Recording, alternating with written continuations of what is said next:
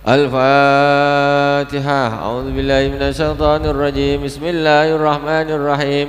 Alhamdulillahi rabbil alamin. Arrahmanirrahim. Maliki yaumiddin. Iyyaka na'budu wa iyyaka nasta'in. Ihdinas siratal mustaqim. Siratal ladzina an'amta 'alaihim ghairil maghdubi 'alaihim waladdallin. Amin. Bismillahirrahmanirrahim. Mari kita melanjutkan kajian kita kitab Sahih Al-Bukhari sampai kepada babun al-ilmu qabla al-qaul wal amal.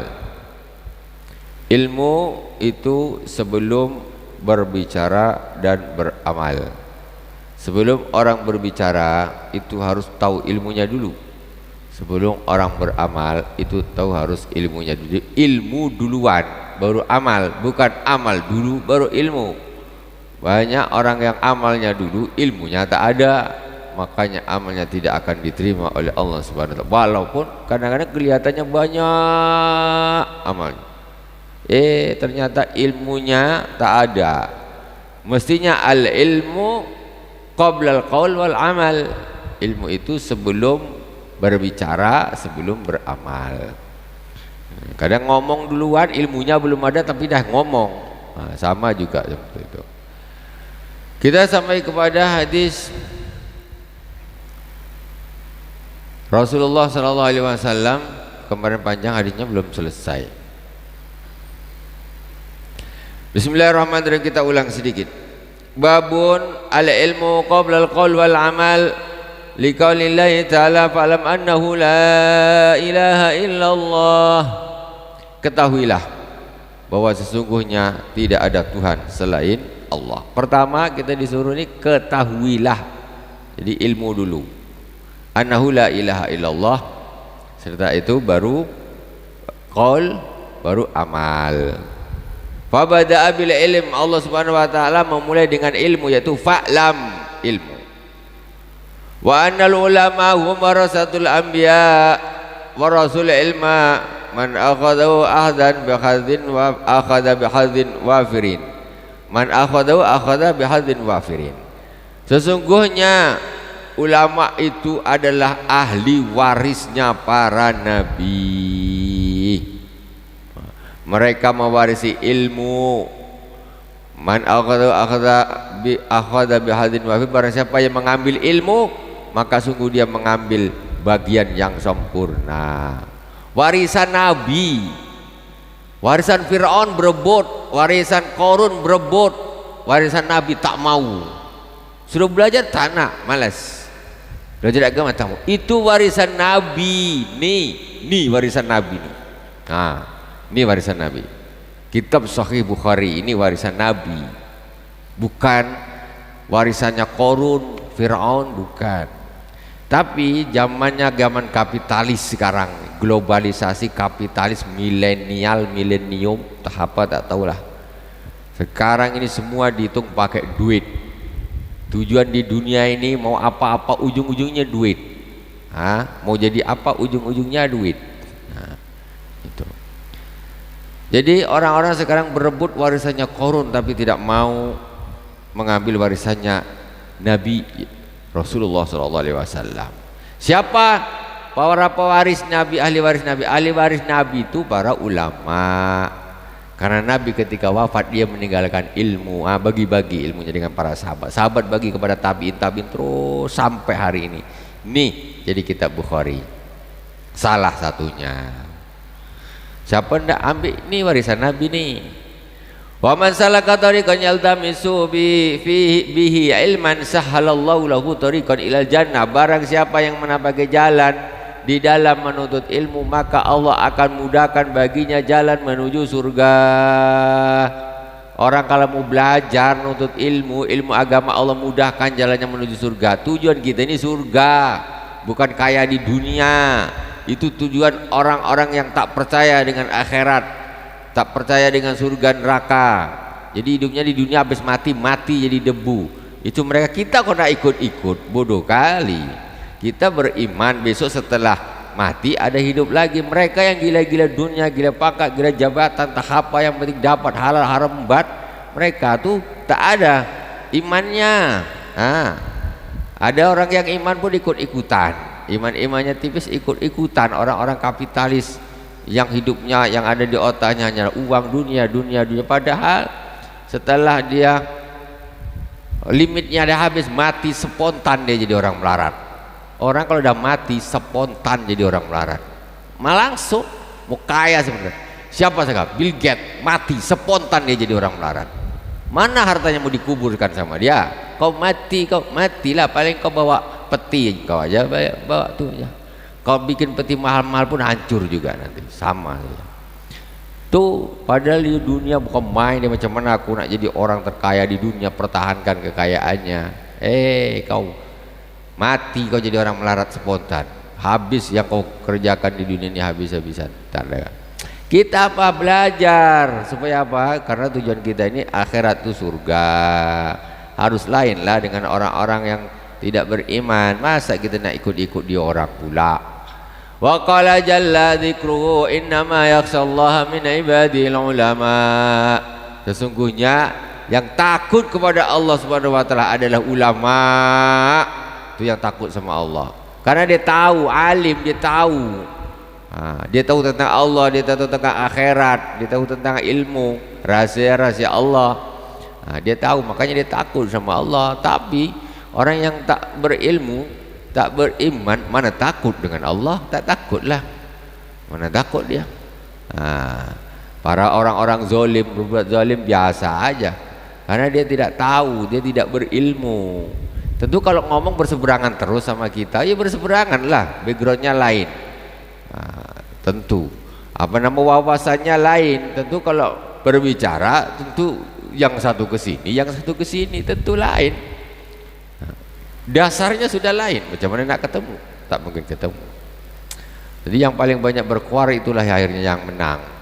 Wa qala wa ma ya'qiluha illal alimun. Maka tidak akan bisa memahaminya kecuali orang-orang yang berilmu. Orang yang alim, orang yang tak pandai, yang tak berilmu, tak bisa memahami. Wa qalu law kunna nasma'u aw naqilu ma kunna fi ashabis sa'ir. Besok di akhirat para penduduk neraka sa'ir itu dia berbicara, dia menyesal, mereka menyesal. Apa kata mereka para penduduk neraka sa'ir? Lau kunna nasma'u aw naqilu ma kunna fi ashabis sa'ir. Seandainya dulu kami itu mendengar dan kami itu berpikir, maksudnya dia mau belajar, mau dengar, mau belajar tentang agama itu, makunna fi ashabis sa'ir, maka kami tidak akan menjadi termasuk penghuni neraka sa'ir. Ya, orang yang masuk neraka itu orang yang bodoh-bodoh dengan ilmu agama. Ilmu agamanya bodoh, walaupun profesor, kalau ilmu agamanya bodoh ya tetap jahil namanya. Hakikat ilmu itu adalah ilmu agama, ilmunya Allah Subhanahu wa taala. Tidak ada ilmu yang lebih mulia daripada ilmu akhirat, enggak ada sama sekali. Ilmu syariat itu ilmu yang paling mulia. Cuma kadang-kadang kita ini macam tak pede lah, minder lah dengan orang-orang ilmu-ilmu dunia itu. Apa itu namanya? Kau merendahkan agama, merendahkan syariat, merendahkan Al-Quran. Dengan orang-orang ahli ilmu dunia, profesor lah, apalah, dokter, ilmu dunia, kita rasa minder. Itu orang hebat. Apa pula hebat? Ilmu yang paling mulia itu ilmu Al-Quran, ilmu sunnah, ilmu hadis, ilmu agama, itu yang paling hebat. Tak usah minder pula. Jadi kau pikir Al-Quran itu lebih rendah daripada ilmu-ilmu mereka itu. Salah. Itu namanya kau merendahkan Al-Quran itu sendiri. Gak boleh gitu.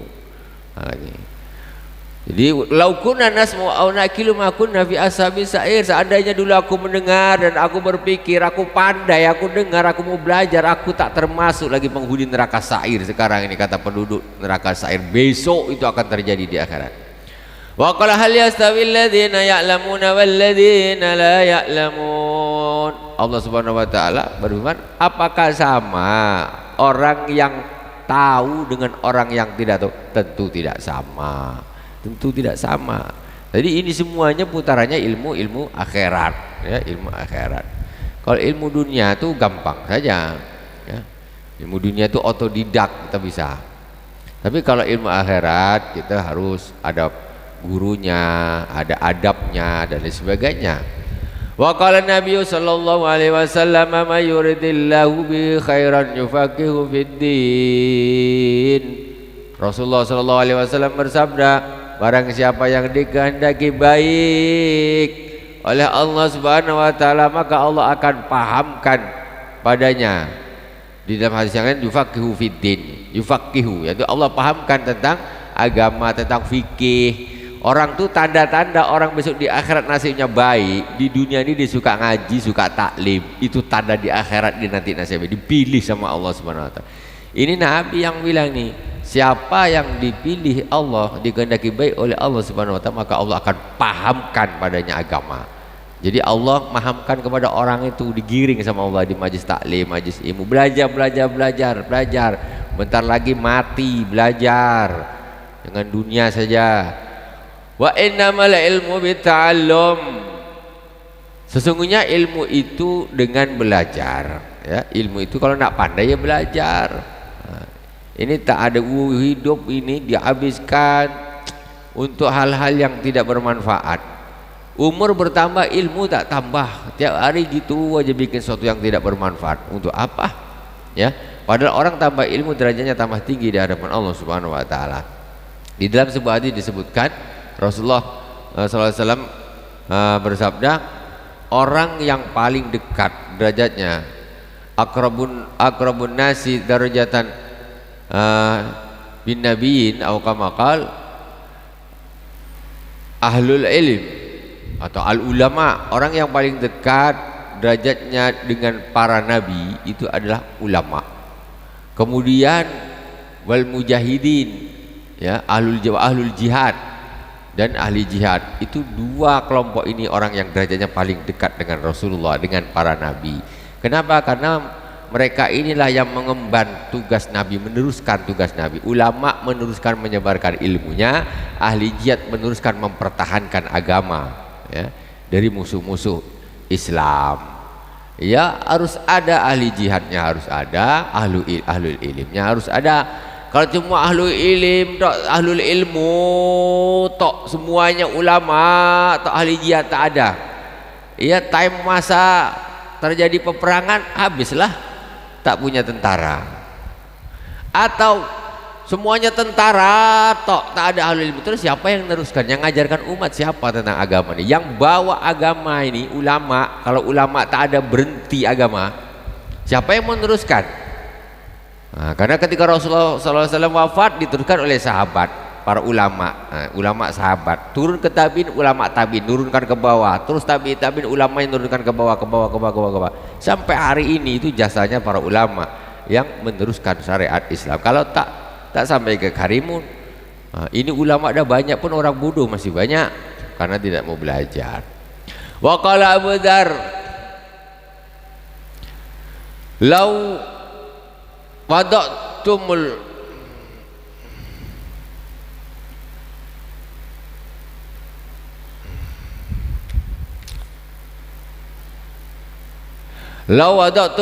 samsamata ala hadhihi wa asara ila qafahu summa dzanantu anni anfidhu kalimatan sami'tu minan nabi sallallahu alaihi wasallam qabla an tujizu alayya la anfaztuha.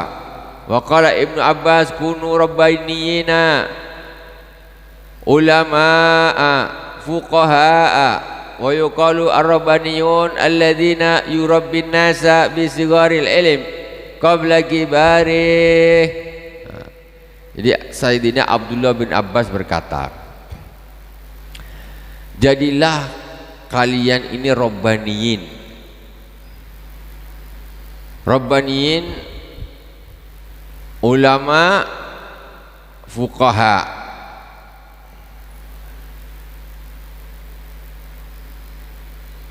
Ulama, fuqaha. Hukama yaitu ulama, hukama. Hukama atau ulama. Di sini hukama. kunu rabbaniyina hukama fuqaha wa yuqalu jadilah kalian ini rabbaniyin. Terus para hukama, orang-orang ahli hikmah, para fuqaha, orang-orang yang ahli fikih, ahli ilmu agama. Kemudian dikatakan ar-rabbaniyun, ar-rabbani itu siapa? Ar-rabbani itu artinya apa sih? Rabbani. Kita sering kata rabbani itu apa rabbani? Ini Sayyidina Abdullah bin Abbas ditanya ar-rabbani itu apa? Ar-rabbaniyu alladhi yurabbin nasa bi sigharil ilmi qabla kibarih. Jadi kata Sayyidina Abdullah bin Abbas, jadilah kalian ini rabbaniyin. Terus rabbaniyin itu apa? Rabbaniyin itu adalah orang-orang yang mendidik manusia dengan ilmu yang kecil-kecil, ilmu yang kecil-kecil yang awal-awal. Qabla kibari, sebelum ilmu yang besar-besar, dinama rabbaniyin. Jadilah para pendidik yang mendidik untuk tahap awal, ngajarin ikra, ngajarin membaca wudu, ngajarin bacaan-bacaan sholat. Ini orang ini namanya rabbaniyin. Gak harus belajar ilmu tinggi sampai luar negeri dulu baru nak ngajar. Jangan. Punya anak sekarang ini orang tua kadang-kadang anaknya ini sebetulnya apa susahnya mengajar anak ini membaca Fatihah? Apa susahnya mengajar anak ini mengajar anak ini membaca Iqra umpamanya, ya? Apa susahnya? Tetapi sama orang tua ini tidak langsung diberikan kepada orang lain, kasihkan ke ustad. Mamanya nggak ngajar sama sekali, bapaknya nggak ngajar sama sekali. Sayang, Fatihahnya anak yang ngajarin orang lain. Selama hidup si anak ini kalau baca Fatihah, mamanya tak dapat bagian, bapaknya tak dapat bagian. Yang dapat siapa yang ngajarkan Fatihah itu pertama siapa? Itu yang dapat. Namanya rabbaniyin, itu para pendidik pemula. Jadi bukan orang yang ilmu darah tinggi, ngajar balaghah, tafsir, ngajar mantik, ilmu yang tinggi-tinggi, usul fiqh itu yang tinggi-tinggi. Rabbaniyin itu kelas bawah aja untuk belajar bacaan sholat dan sebagainya. Itu rabbaniyin namanya. Ar-rabbani itu maksudnya para pendidiknya, seperti kita lah ngajar-ngajar di TPQ dan lain sebagainya. Ajarin anak kecil, ajarin anak-anak tetangga, ajarin. Jadi itu termasuk disebut ar-rabbani, ya. Rabbani, robba yurabbi itu artinya mendidik, ya, pendidik. Jadi mendidik dari tahap-tahap yang awal. Babu maka Nabiyyu sallallahu alaihi wasallam